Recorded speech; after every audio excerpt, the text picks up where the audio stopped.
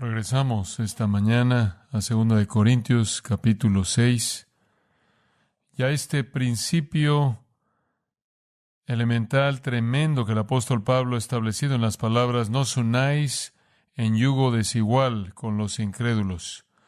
Una frase muy conocida, por cierto, un mandato muy conocido y uno que ciertamente ha sido citado ampliamente entre cristianos, pero con frecuencia malentendido y con más frecuencia violado hasta causar daño en los creyentes y la iglesia. Aquí hay una de esas doctrinas de cimiento, una de esas piedras angulares para la vida cristiana y el ministerio que es absolutamente esencial. Ahora quiero que regresemos a este texto y quiero volverlo a leer porque quiero colocarlo en su mente. No os unáis en yugo desigual con los incrédulos, porque ¿qué compañerismo tiene la justicia con la injusticia? ¿Y qué comunión la luz con las tinieblas? ¿Y qué concordia Cristo con Belial? ¿O qué parte el creyente con el incrédulo? ¿Y qué acuerdo hay entre el templo de Dios y los ídolos? Porque vosotros sois el templo del Dios viviente, como Dios dijo: habitaré y andaré entre ellos, y seré su Dios, y ellos serán mi pueblo. Por lo cual, salid en medio de ellos, y apartaos, dice el Señor, y no toquéis lo inmundo. Y yo os recibiré, y seré para vosotros por Padre, y vosotros me seréis hijos e hijas, dice el Señor Todopoderoso. Así que, amados, puesto que tenemos tales promesas, limpiémonos de toda contaminación de carne y de espíritu, perfeccionando la santidad en el temor de Dios. Ahora, como señalé la última vez, este pasaje identifica dos mundos opuestos. La terminología es clara. Uno de esos mundos es marcado por la justicia, la luz, Cristo, los creyentes y la presencia de Dios. El otro es marcado por la impiedad, las tinieblas, Satanás, los incrédulos y la presencia de dioses falsos. Y estos dos mundos son totalmente diferentes y distintos a tal grado que se excluyen entre sí. No pueden trabajar juntos en una asociación en común, no pueden tener comunión, no están en armonía uno con el otro. Uno es antiguo, otro es nuevo. Uno es terrenal, el otro es celestial. Uno es mortal, el otro da vida. Uno es impío, el otro es santo. Uno está edificado sobre mentiras, el otro es todo verdad. Uno perece y el otro vive eternamente. Pablo entonces está presentando de manera clara que los creyentes no pueden vivir en ambos mundos. Ciertamente Juan dijo esto en su primera epístola, primera de Juan, cuando él identificó de manera clara esta diferencia entre los dos mundos con estas palabras conocidas: no améis el mundo ni las cosas que están en el mundo. Si alguno ama al mundo, el amor del Padre no está en él. Mundos que se excluyen entre sí. Usted no puede estar en ambos al mismo tiempo. Después en Santiago, leemos en el capítulo 4, en el versículo 4, oh almas adúlteras, ¿no sabéis que la amistad con el mundo es enemistad contra Dios?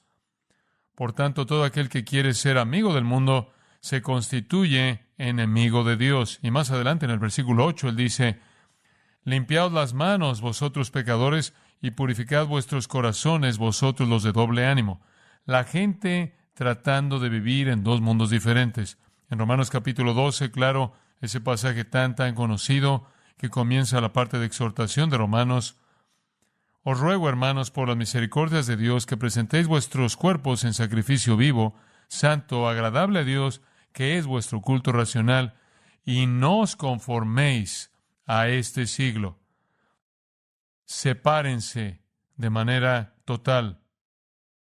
Cuando una persona se vuelve un creyente, es transportado de un mundo a otro, e ir de un lado a otro es absolutamente inaceptable. Y eso es precisamente lo que los corintios estaban tratando de hacer. Habiendo nombrado el nombre de Cristo, habiéndose identificado con Él, entrado a la iglesia, todavía se estaban aferrando a su propia idolatría, a sus caminos paganos antiguos. Habían salido de la idolatría para venir a Cristo, como dice en Primera de Tesalonicenses. Habían venido para servir al Dios vivo y verdadero de los ídolos, pero no se habían separado totalmente. Habían sido atraídos de regreso a la idolatría antigua, de regreso a la cultura pagana antigua, porque estaba por todos lados y era tan dominante y estaba tan clara y tan integrada en la médula de su vida familiar, su vida social, su vida de comunidad. Corinto estaba dominado por encima de la ciudad por una acrópolis, una montaña alta en la parte de arriba en la que estaba el templo a las deidades falsas que se involucraban en rituales paganos de adoración y prostitución de sacerdotisas. Este templo no solo era el centro de esa religión, sino que de ahí se diseminaban sus puntos de vista religiosos e ideologías por toda la cultura entera de Corinto. Era parte de todo en la vida, días de asueto, festivales, celebraciones y demás, y era una atracción constante para los corintios caer de regreso a esos patrones antiguos, y cayeron. Además, los falsos maestros habían entrado y habían traído un sincretismo cuasi cristiano y una religión ecléctica que tomaba el cristianismo un poco de legalismo judaico y algo de religión pagana y lo fundía todo y lo ofrecía como la verdad. Y esa concesión se había infiltrado en la iglesia corintia y había encontrado una audiencia, y algunos de ellos estaban escuchando y creyendo y aceptándolo. Como puede ver, los falsos maestros querían hacer del cristianismo más popular, menos demandante, menos distinto, menos estrecho, menos ofensivo, menos diferente, menos exclusivo, para que pudieran conseguir a más personas, para que pudieran obtener más dinero, lo cual siempre es lo que los falsos maestros quieren. Y entonces aquí está la iglesia corintia, nueva y fresca, y siendo atacada por la religión pagana que la rodeaba. No podía usted separar la vida social de la religión, no podía separar la vida histórica de esa ciudad en términos de sus patrones de la religión, y esa ciudad se volvió la ciudad que llevaba todas las señales de la religión, que se movía en su crecimiento. Era un sistema pagano abierto hasta la médula misma. Y era difícil distinguir. Estar involucrado en toda la vida de la cultura era estar involucrado en el paganismo, a menos de que usted se separara de manera total. Los corintios no lo hicieron, y como dije, después añada a eso la confusión de los falsos maestros, y usted puede entender por qué Pablo les dice, no os unáis en yugo desigual con los incrédulos. Es muy parecido al cristianismo moderno en la actualidad, por cierto, que busca mezclar el cristianismo con la cultura popular. Quiere hacer que el cristianismo sea más popular, menos diferente, más apetecible, menos ofensivo, menos estrecho, menos exclusivo. El resultado de esto es que el cristianismo verdadero y la pureza de la palabra de Dios se corrompe mediante la concesión, y la iglesia se puede volver inútil y vergonzosa y blasfema al burlarse de la verdad. Para los creyentes no puede haber concesiones. No podemos involucrarnos con los incrédulos en ninguna asociación espiritual. Ese es el punto. No os unáis en yugo desigual con los incrédulos. Ese es el mandato que echa a andar este texto. Y es un llamado inequívoco a los creyentes a separarse de los incrédulos. Nadie podría perder de vista lo que eso está diciendo. La pregunta es qué significa. Y como dije la última vez, es esencial entender lo que significa, pero en primer lugar lo que no significa.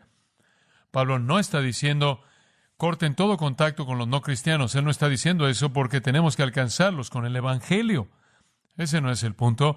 Él no está diciendo no evangelicen a los no convertidos, no confronten a la gente en las religiones falsas. No está diciendo eso. Debemos hacer eso. En segundo lugar, él nos está llamando a un aislamiento completo por parte de la iglesia. No debemos aislarnos. No debemos ser monjes. No debemos irnos a esconder a algún lugar y apartarnos del mundo, lo opuesto. Debemos encontrar incrédulos, llamarlos y ser su amigo y darles un ejemplo de modelo espiritual. Además, él nos está diciendo deben divorciarse de su cónyuge no salvo o cortar todo contacto con el no salvo. Todo contacto debería decir con la gente no salva en su familia. Además, él no está diciendo que usted no puede trabajar o jugar o estar en negocios o estar involucrado en un asunto terrenal en común con los incrédulos. Él no está diciendo eso. Claro que puede. Lo que él está diciendo, no puede unirse con incrédulos en causas religiosas o asociaciones religiosas. No puede ir a su adoración y volverse parte de ella. No puede hacerlos parte del reino de Dios. No puede involucrarlos en algo que involucre ministerio, enseñanza o adoración. En donde hay ministerio, enseñanza y adoración, debe haber una separación absoluta. Entonces él se está refiriendo, de hecho, a unir a creyentes e incrédulos en cualquier asociación espiritual religiosa en común. Los dos no pueden unirse más de lo que un buey y un asno pueden jalar derecho un yugo, como Deuteronomio 22:10 lo prohíbe. Pero eso es precisamente lo que los corintios estaban haciendo.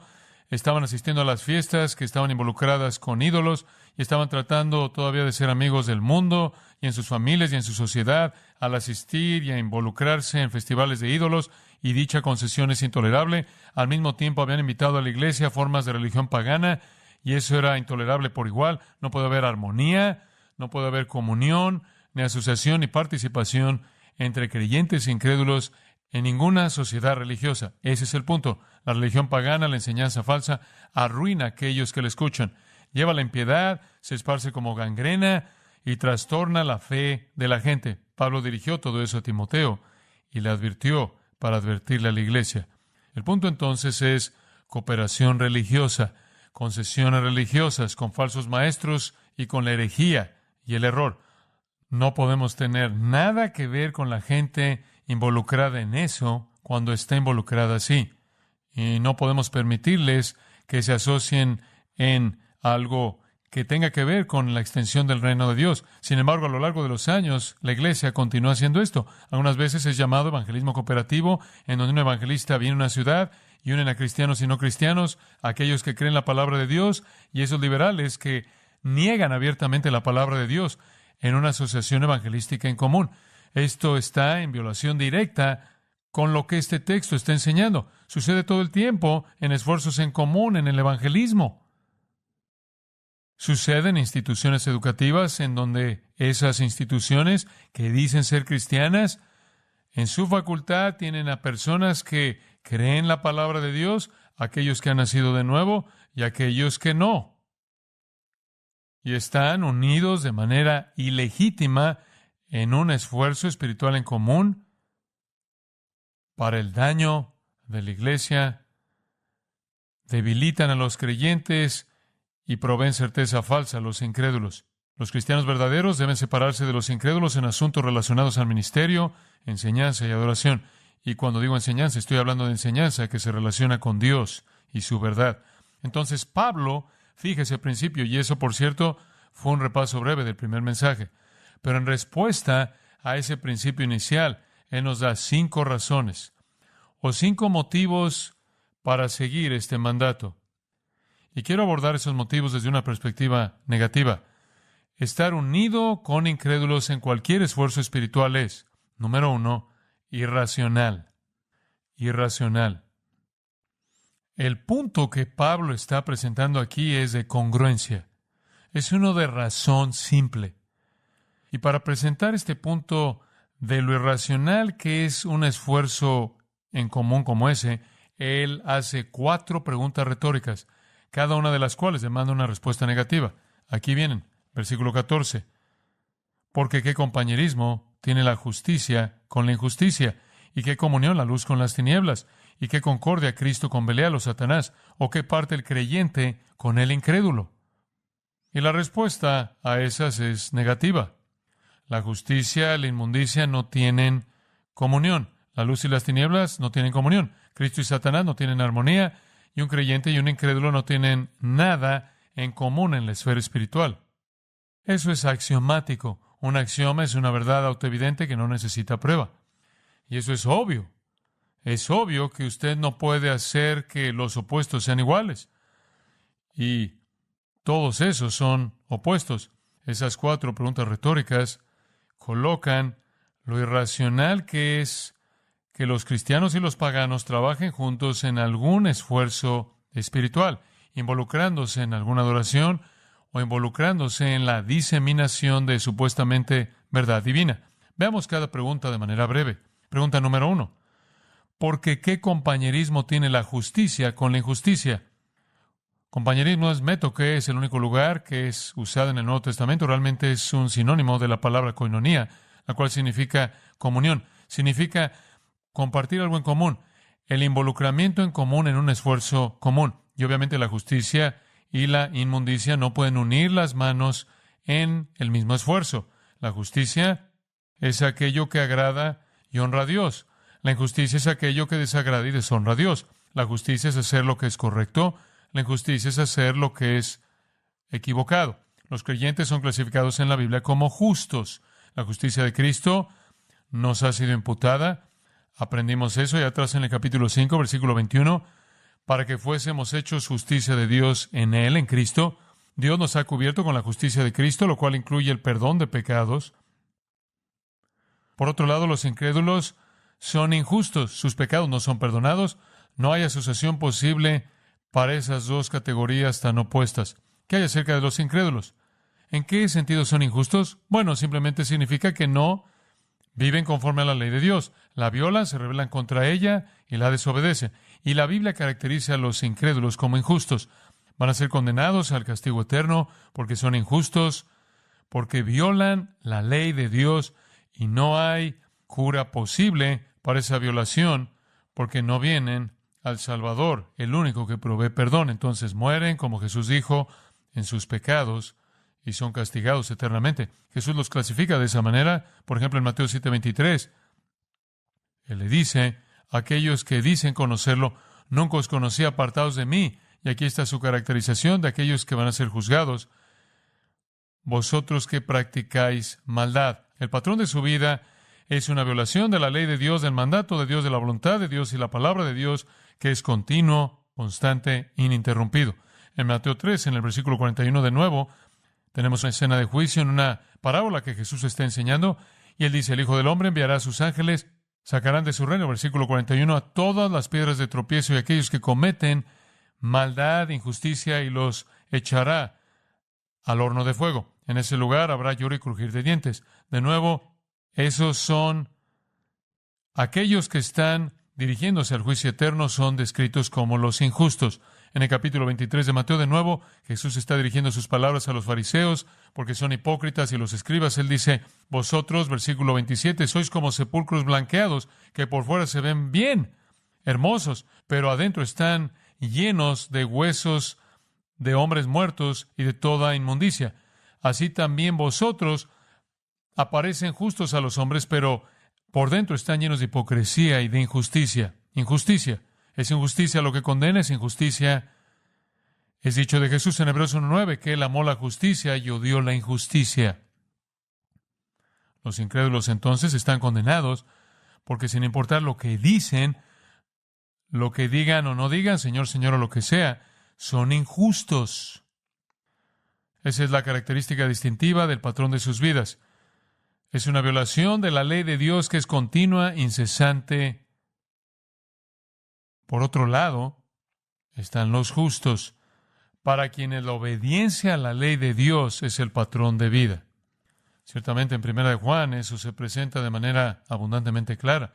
1 de Juan capítulo 3, en el versículo 4, todo aquel que practica pecado también practica injusticia, y el pecado es injusticia o transgresión de la ley. Pero versículo 10, por esto los hijos de Dios y los hijos del diablo se manifiestan. Si alguno no practica justicia, no es de Dios, ni el que no ama a su hermano.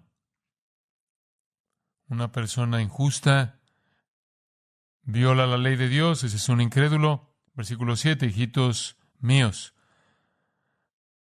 ninguno se engaña, el que practica justicia es justo. Entonces, por un lado, tiene aquellos cuyo patrón de vida es la práctica de la impiedad. Por otro lado, aquellos cuyo patrón de vida es la práctica de la justicia. No tienen comunión, no tienen comunión. Hemos recibido una justicia imputada y después, debido a que somos una nueva criatura, la regeneración y el nuevo nacimiento, se nos ha dado una nueva disposición y una nueva naturaleza que ama la ley de Dios y desea seguir y obedecer esa ley y odia el pecado. Somos los justos y ellos son los injustos. No podemos estar involucrados en un esfuerzo en común. De hecho, en Tito, Pablo dice que el Señor mismo, al salvarnos, ha tomado un pueblo, los ha redimido de toda injusticia y los ha purificado para sí mismo y los ha hecho celosos por la justicia. No hay armonía. Aquellos a quienes se les han perdonado los pecados no pueden asociarse con aquellos que no. Aquellos cuya pasión es la justicia no pueden asociarse con aquellos cuya pasión es la injusticia en algún esfuerzo espiritual en común. Y no le ayuda a Dios. No es una manera inteligente de alcanzar sus propósitos, es una violación de su palabra. Como él dice en la primera epístola de Pablo a los Corintios, no pueden estar en la mesa de los demonios y en la mesa del Señor. No pueden ir a ambas. Ahora hay puntos de contacto, admito eso, pero no hay comunión en ningún esfuerzo espiritual. Y eso incluiría el matrimonio, por cierto, simplemente como comentario al margen, debido a que el matrimonio para un creyente es un esfuerzo muy espiritual. Según Efesios capítulo 5, es una demostración de la relación de Cristo con su iglesia. Segunda pregunta retórica: ¿y qué comunión la luz con las tinieblas? Ahora usted no tiene que ser muy inteligente para entender que esas se excluyen entre sí. En donde usted tiene luz, no tiene oscuridad. Donde tiene oscuridad, no tiene luz. Este es un contraste bíblico común. Jesús lo usó varias veces, y en particular en el Evangelio de Juan, uno conocido en el capítulo 8, en el versículo 12. Jesús hace una distinción muy clara. Yo soy la luz del mundo. El que me sigue no andará en tinieblas, sino que tendrá la luz de la vida. La luz se refiere a la justicia, la oscuridad se refiere a la injusticia. Se excluyen entre sí. Nada es más incompatible que la luz y la oscuridad. Uno disipa al otro. En Hechos 26, cuando Pablo fue comisionado y llamado al ministerio, se le dijo que iba a traer una luz y abrir los ojos de los gentiles para que pudieran ver la luz. Efesios 5 habla de eso, del reino de la luz. Colosenses 1, hemos sido sacados del reino de las tinieblas y llevados al reino de su amado Hijo, el cual es un reino de luz. Pedro incluso habla de este reino maravilloso, este reino de luz. Dice en 1 Pedro 2:9 que Él nos ha llamado de las tinieblas a su luz admirable. 1 Juan 1 dice, andamos en luz y no en tinieblas. No hay comunión, se excluyen entre sí. Digo, eso es obvio. Ahora, esas dos preguntas entonces tienen que ver con nuestra naturaleza. Los creyentes son justos y andamos en la luz. Los incrédulos son injustos y andan en las tinieblas. Hay una incompatibilidad muy natural. Somos tan totalmente diferentes, no puede haber una intimidad en común en la esfera de lo espiritual. Ninguna. Cualquier intento por unirse en una denominación, cualquier intento por unirse en una asociación, cualquier intento por unirse en algún tipo de un ministerio de evangelismo, un ministerio en un campus, una cruzada, cualquier tipo de evento así, un intento por asociarse en algo escolar, un ambiente educativo y supuestamente poder moverse en común hacia una meta es ridículo. Cualquier intento por tener comunión en la vida espiritual en común con incrédulos es ridículo, daña y reafirma de manera falsa a un incrédulo. Ahora, conforme él pasa a la tercera pregunta retórica, él pasa de la diferencia en nuestra naturaleza, justicia y luz, en contraste a la injusticia y las tinieblas, a la diferencia en nuestros líderes. Y su pregunta en el versículo 15 es, ¿y qué concordia Cristo con Belial? Y ahora pasamos a la idea del poder personal, el líder personal en cada reino. Y créame, hay un antagonismo absoluto, fundamental, eterno, al nivel más alto del reino de la luz y la justicia, en contraste a las tinieblas y la injusticia, y esa es la diferencia entre Cristo y Satanás. Y no se están involucrando en ningún esfuerzo en común. Todo lo que el Señor Jesucristo hace, Satanás lo quiere prevenir. Todo lo que Satanás quiere hacer, Cristo lo juzgará. Cristo no tiene comunión, no tiene asociación, nada en común con Satanás. Y usted tiene que entender que un incrédulo, Juan 8:44, es un hijo del diablo y un creyente es un hijo de Dios, y los dos no pueden trabajar juntos. Esa es la razón por la que Pablo les dijo, no pueden ir a la mesa de los demonios y después venir a la mesa del Señor. No pueden ir a alguna fiesta de ídolos y sentarse ahí y adorar un ídolo. Dense cuenta, versículo 20 de 1 Corintios 10, que las cosas que los gentiles sacrifican, las sacrifican a los demonios. Y no quiero que se vuelvan partícipes con los demonios.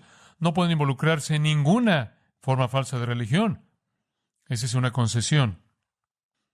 La luz no tiene comunión con las tinieblas. La justicia no tiene comunión con la injusticia. Y Cristo no tiene armonía con Belial. Por cierto, la palabra armonía, sinfonesis, de la cual obtenemos sinfonía, no es tan solo un término musical, significa unirse en una causa en común. Belial es un término antiguo usado para Satanás. Algunas veces es traducido con una R al final. Beliar viene de tiempos antiguos, es usado en el Antiguo Testamento en varios lugares con la frase hijos de Belial, que son hombres vanos. En el periodo intertestamental, en los rollos del Mar Muerto, encontramos el término Belial usado para referirse a Satanás, quien es el que no tiene valor en absoluto. Es un buen título para él, el que no tiene valor, en contraste a Cristo, quien es el digno. No puede haber comunión entre el digno y el que es absolutamente sin valor, indigno. Esa frase para Satanás es apropiada, especialmente en este tipo de contraste. Por cierto, es el único lugar en el que es usado en el Nuevo Testamento. Él es el que no vale nada, el indigno definitivo, quien será arrojado a un montón de basura en el infierno. Él no puede estar en armonía con el que es absolutamente digno, quien es exaltado en el cielo de cielos. Y los incrédulos, lo que es triste decirlo, son los hijos de Satanás. Viven según el príncipe de la potestad del aire, Efesios 2:2, según el espíritu que opera en ellos, que son llamados hijos de desobediencia, son injustos, súbditos desobedientes de Satanás, que andan en un reino de las tinieblas. No hay armonía. Y observe que Satanás se disfraza a sí mismo. Le recuerdo 2 Corintios 11 de nuevo. Se disfraza como ángel de luz, trabaja en la religión falsa, sus mensajeros se disfrazan como ángeles de luz. Él se arrastra y se mete al atuendo religioso y trata de perpetrar sus religiones y arrastra creyentes en concesiones con esas religiones falsas. No me importa de qué está hablando, mormones, sea que esté hablando de testigos de Jehová, católicos romanos o lo que sea, cualquier otra herejía y errores que estén abundando, no puede tener comunión con esas personas en una asociación o esfuerzo espiritual en común. La cuarta pregunta retórica al final del versículo 15 regresa en cierta manera para cubrir todo. ¿O qué parte el creyente con el incrédulo? Dicho de otra manera, ¿qué tiene la fe que ver con la no fe? Por definición misma, se excluyen entre sí. Si usted cree esto y no cree esto, entonces no hay punto en común, porque creer en el Evangelio y la palabra de Dios es una fe que domina la vida de manera total. Los fieles y los infieles no tienen nada en común. Sus ideologías se excluyen entre sí. Ningún esfuerzo espiritual puede buscarse con miras a que tenga éxito que involucre una mezcla así. Amós 3:3 da el mismo axioma. ¿Cómo pueden dos caminar a menos de que se pongan de acuerdo? Nuestras creencias, todas ellas, nuestros valores, nuestros principios, nuestros motivos como cristianos son totalmente opuestos a todos los valores, principios, creencias y motivos de los no convertidos. Podemos jugar juntos, trabajar juntos, socializar, construir juntos, estudiar juntos, pero tan pronto como nos movemos, sometemos a la adoración y al ministerio y la enseñanza de la verdad divina, eso se vuelve totalmente imposible. Es triste pensarlo. Las iglesias están llenas de incrédulos y este intento se lleva a cabo todo el tiempo para hacer este tipo de asociación entre creyente e incrédulo, hacer que esto funcione. Es una abominación para Dios, es ineficaz, es desastrosa. Me acuerdo que un pastor me dijo en una ocasión, él se dio cuenta de lo que estaba mal en su iglesia. La mitad de su consejo era salvo y la otra mitad no era salvo. No me puedo imaginar un escenario peor que ese. Entonces, en primer lugar, es irracional intentar el estar unidos en yugo desigual con los incrédulos. Deberá ser obvio para cualquier persona que puede pensar que esto es algo imposible de hacer, unir estas dos esferas. En segundo lugar, y estamos ascendiendo aquí un paso más, no solo es irracional que los creyentes se unan con los incrédulos, sino que es sacrilegio, es sacrilegio. Y únicamente voy a cubrir este punto esta mañana y le voy a dar los que quedan la próxima vez. Es sacrilegio. Ve el versículo 16. Aquí está la quinta pregunta retórica, pero presenta el segundo punto. ¿Y qué acuerdo hay entre el templo de Dios y los ídolos? Porque vosotros sois el templo del Dios viviente, como Dios dijo, habitaré y andaré entre ellos y seré su Dios y ellos serán mi pueblo. El punto aquí es un punto de sacrilegio. Toda la religión falsa es adoración de demonios. Escucha ahora, recuerde que un ídolo no es nada. Usted puede tallar un ídolo de la madera, usted puede hacer un ídolo de una piedra, usted puede hacer un ídolo de plata, puede hacer un ídolo de oro, usted puede hacer lo que quiera para pintar uno en una pared, usted puede formar uno de el mármol, lo que sea. Cuando acaba, no es nada. Pero la religión y la ideología que representa es la enseñanza de demonios. Son mentiras del infierno. Son las doctrinas de demonios que vienen de espíritus engañadores. Entonces lo que sucede es que los demonios representan al ídolo y usted adora a un demonio en el ídolo, aunque no lo sabe. Es un demonio el que crea la religión, que conduce la relación con el adorador. Es comunión con demonios. Y cuando usted va a la mesa, usted va a la mesa de demonios. Y cuando usted va al ídolo, usted adora a un demonio. Todos los dioses de las naciones son demonios, el Antiguo Testamento dice. Porque los demonios representan a los ídolos que los hombres crean bajo su estímulo. ¿Y qué acuerdo hay entre el templo de Dios y los ídolos? La respuesta, ninguno. Ninguno. Usted no puede mezclar la adoración a demonios y la adoración de Dios. No puede ser mezclada. El cristianismo está totalmente separada de toda forma de idolatría. No hay esperanza de que haya algo en común. Ahora, este es un asunto muy, muy importante. Vaya en su Biblia por un momento y probablemente no vamos a avanzar muy lejos, pero quiero dirigirlo a 2 de Reyes capítulo 21 y después a 1 o 2 pasajes del Antiguo Testamento y vamos a presentar el punto. 2 de Reyes 21, versículo 1. De 12 años era Manasés cuando comenzó a reinar y reinó en Jerusalén 55 años. El nombre de su madre fue Hepsiba, e hizo lo malo ante los ojos de Jehová, según las abominaciones de las naciones que Jehová había echado de delante de los hijos de Israel. ¿Qué hizo? ¿Cuáles fueron las abominaciones de las naciones que solían estar en la tierra? Idolatría. ¿Y qué hizo? Trajo de regreso toda la idolatría. Trajo de regreso todas las abominaciones que el Señor había hecho a un lado. Porque volvió a edificar los lugares altos que Ezequías su padre había derribado y levantó altares a Baal, e hizo una imagen de acera. Esa es una estatua de una deidad femenina. Como había hecho Acab, rey de Israel, y adoró a todo el ejército de los cielos y rindió culto a aquellas cosas. Asimismo edificó altares en la casa de Jehová, de la cual Jehová había dicho, yo pondré mi nombre en Jerusalén. ¿Puede imaginarse esto? Él colocó altares en el templo. Él levantó altares a dioses falsos en el templo en Jerusalén, en donde Dios dijo, pondré mi nombre. Y edificó altares, versículo 5, para todo el ejército de los cielos en los 2 atrios de la casa de Jehová. Ahí en el patio del templo, él construyó altares a dioses falsos. Y pasó a su hijo por fuego, y la adoración de Moloc involucraba sacrificio de bebés en el fuego, él hizo eso.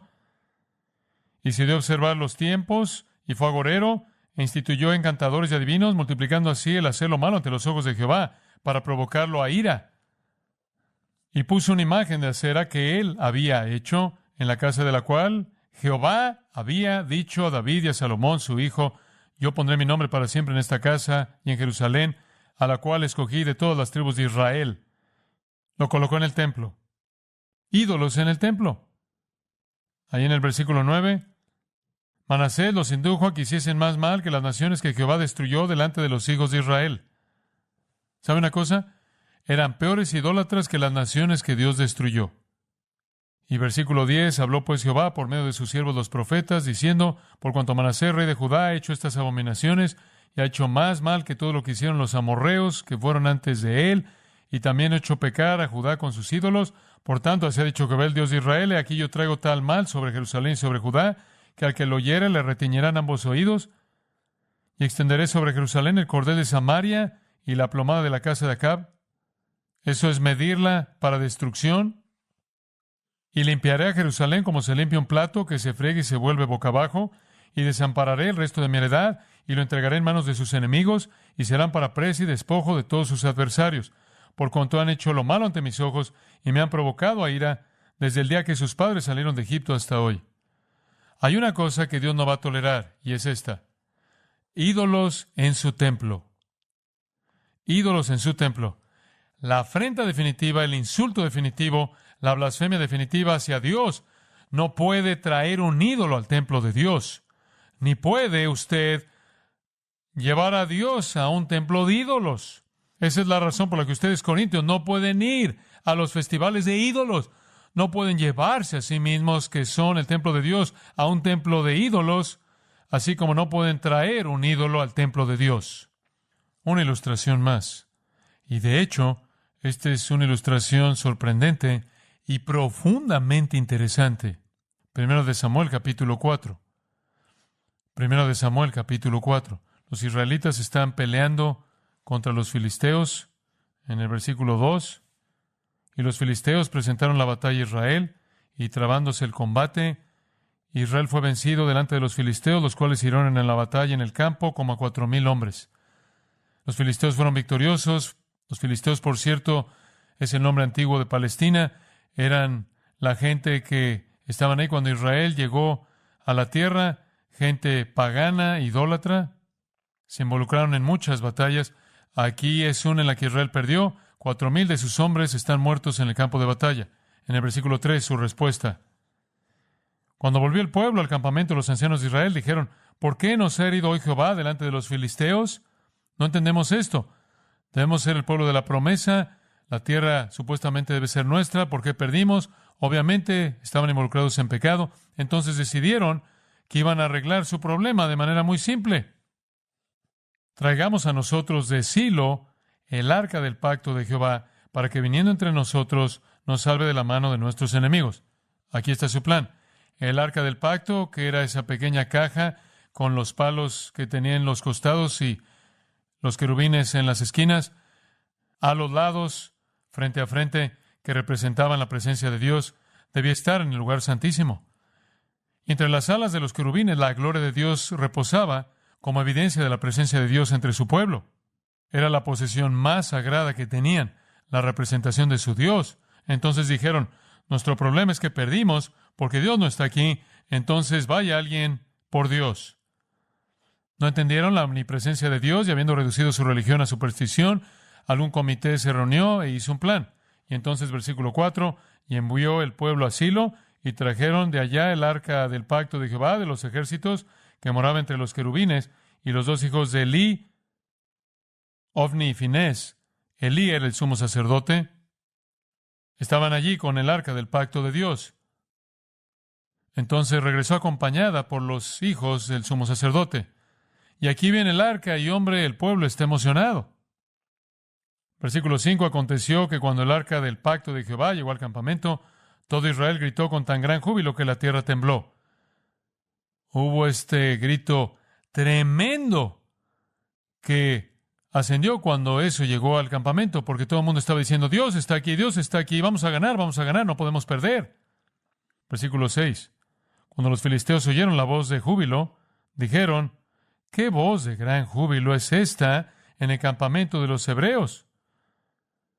Y su primera reacción fue, acaban de perder a 4,000 de los suyos, ¿por qué están tan emocionados? Y supieron, espías obviamente, que el arca de Jehová había sido traída al campamento. Y los filisteos tuvieron miedo, porque decían, ha venido Dios al campamento. Y dijeron, ¡ay de nosotros! Pues antes de ahora no fue así. ¡Ay de nosotros! Bueno, ¿por qué hicieron esto? Porque conocían la reputación del Dios de Israel. ¡Ay de nosotros! ¿Quién nos librará de la mano de estos dioses poderosos? Estos son los dioses que hirieron a Egipto con toda plaga en el desierto. Escuche, el reporte se había difundido. Todavía estaban expresando su inclinación politeísta al pluralizar a Dios, pero tenían miedo porque habían oído de lo que había pasado en Egipto. Y claro, pensaron que como su propio Dios, Él estaba confinado a la forma en la que lo habían hecho. Y entonces, mientras que Él no estuviera ahí, estaban bien, pero cuando la pequeña caja se apareció, estaban en problemas profundos. La superstición estaba en ambos lados. Y después vino la plática motivacional del general. ¿Qué va a hacer? Entonces él hace lo que todo general hace. Les da una plática motivacional. Versículo 9. Esforzaos, oh filisteos, y sed hombres, para que no sirváis a los hebreos. Como ellos os han servido a vosotros, sed hombres y pelead. Vayan por ellos. No se pueden preocupar por la caja, simplemente tienen que ir a pelear. Entonces los filisteos pelearon. Él era un hombre convincente, me imagino, y vea lo que pasó. Israel que fue vencido. ¿Qué? ¿Cómo puede ser eso? Tenemos a Dios, tenemos la caja. Y huyeron cada cual a sus tiendas, y fue hecha muy grande mortandad, pues cayeron de Israel 30,000 hombres de a pie. 30,000 es mucha muerte. Y eso no fue lo peor. Escuche esto. Versículo 11. Y el arca de Dios fue tomada. No solo mataron a 30,000, y quizás los otros 4,000 deberían ser añadidos a eso, 34,000 soldados de a pie, y quizás otros también, pero se llevaron la caja. Y después, para empeorar la situación, Ofni y Finés murieron, o dependiendo de su perspectiva, para mejorar las cosas, porque eran dos hombres impíos. Y los hijos del sumo sacerdote están muertos y Dios no está. Los filisteos lo tienen. Dice usted, ¿ese es un problema real para Israel? No. Israel ya estaba en problemas. Ese es un problema real para los filisteos. Ahora tienen a Dios en sus manos. Bueno, descubramos lo que hicieron. Vaya al capítulo 5. Bueno, ¿qué pensaría usted que harían? Bueno, debido a que eran politeístas y creían en muchas deidades, hicieron lo que usted esperaría. Cuando los filisteos capturaron el arca de Dios, la llevaron desde Benecer a Zod, una de sus ciudades. Y varias de sus ciudades son mencionadas aquí, ahí en la costa de Palestina. Y tomaron los filisteos el arca de Dios y la metieron en la casa de Dagón y la pusieron junto a Dagón. Ahora, ¿qué es una casa de Dagón? Ese es un templo a su dios principal. Su dios principal es Dagón. Y esa era su deidad. Obviamente, eran un pueblo del mar, de la costa. Tenía algo que ver con apaciguar el trabajo de la pesca y las amenazas del mar, y etcétera. Y entonces simplemente asumieron, bueno, miren, ahora no solo tenemos a Dagón, hemos capturado a este dios poderoso que acabó con el ejército egipcio. Nuestra invencibilidad está garantizada. Entonces simplemente tomaron el arca de Dios y la colocaron en la casa de Dagón, porque obviamente no podían tener un lugar preparado para el arca de Dios. Probablemente hablaron de cómo iban a proceder con eso. Versículo 3. Y cuando al día siguiente los de Asdod se levantaron de mañana, y seguramente cuando se levantaron, llegaron al lugar de Dagón para agradecerle a Dagón por esa gran victoria, y cuando lo hicieron, he aquí Dagón postrado en tierra delante del arca de Jehová. ¡Wow! ¿Qué pasó? De pronto entran ahí, Dagón está ahí en el suelo postrado ante esta pequeña caja. Y debieron haber pensado que hubo un terremoto ahí en el lugar o algo. Esto probablemente fue hecho de piedra, se cayó de su plataforma y ahora está ahí postrado ante esta caja. Y tomaron a Dagón y lo volvieron a su lugar. Y volviéndose a levantar, versículo 4 de mañana, el siguiente día, he aquí que Dagón había caído postrado en tierra delante del arca de Jehová, y la cabeza de Dagón y las dos palmas de sus manos estaban cortadas sobre el umbral, habiéndole quedado a Dagón el tronco solamente. Ahora él ha sido decapitado, y sus manos están cortadas, y él simplemente es un tronco de forma humana que está ahí, sin cabeza y dos manos ahí. Y entienden el mensaje. No vuelvan a recoger eso. No puede traer ídolos a la casa de Dios y no puede meter a Dios en la casa de ídolos. ¿Entiende eso? Ese es un principio que es ilustrado de manera clara aquí. Por cierto, se agravó la mano de Jehová sobre los de Asdod. Dios no solo trató con Dagón, Él trató con ellos por su blasfemia. Los destruyó. ¿Qué quiere decir eso? Envió una plaga de ratones, y los ratones trajeron lo que habría sido la muerte bubónica, la muerte negra, la plaga negra. Miles y miles de personas murieron debido a esta plaga. Y los que no murieron tenían tumores. Bueno, no le tomó mucho tiempo a la gente en Asdod entender que tenían que deshacerse de esta caja. Y entonces tuvieron una junta en el versículo 8 y dijeron, ¿qué haremos? Y dijeron, bueno, enviémosla a Gat. No dice mucho de su amor hacia esas personas. Gat era otra ciudad filistea de la cual un hombre grande llamado Goliat vino. Entonces enviaron el arca a Gat. Y aconteció que cuando la habían pasado, versículo 9, la mano de Jehová estuvo contra la ciudad con gran quebrantamiento y afligió a los hombres de aquella ciudad, desde el chico hasta el grande, y se llenaron de tumores. Entonces enviaron el arca de Dios a Ecrón, y cuando el arca de Dios vino a Ecrón, los ecronitas dieron voces diciendo, han pasado a nosotros el arca del Dios de Israel para matarnos a nosotros y a nuestro pueblo. Y entonces tuvieron otra junta y dijeron, ¿qué vamos a hacer? Enviad el arca del Dios de Israel y vuélvase a su lugar, versículo 11, y no nos mate a nosotros ni a nuestro pueblo, porque había consternación de muerte en toda ciudad. Y la mano de Dios se había grabado allí, y los que no morían eran heridos de tumores, lo cual es explicado en el capítulo 6, y el clamor de la ciudad subía al cielo. Muerte, plaga, enfermedad, tumores por todos lados, porque Dios no va a ser llevado al templo de los ídolos. ¿Entiende la escena? Los panteones griegos y romanos tenían muchas deidades, muchos ídolos. Añadir ídolos era una práctica común en la religión politeísta. Es intolerable para Dios, no es posible en el cristianismo. Quiero mostrarle otro texto del Antiguo Testamento y es Ezequiel capítulo 8. Y este es un texto muy importante porque demuestra cómo Dios se siente acerca de confundir el templo de Dios con los ídolos.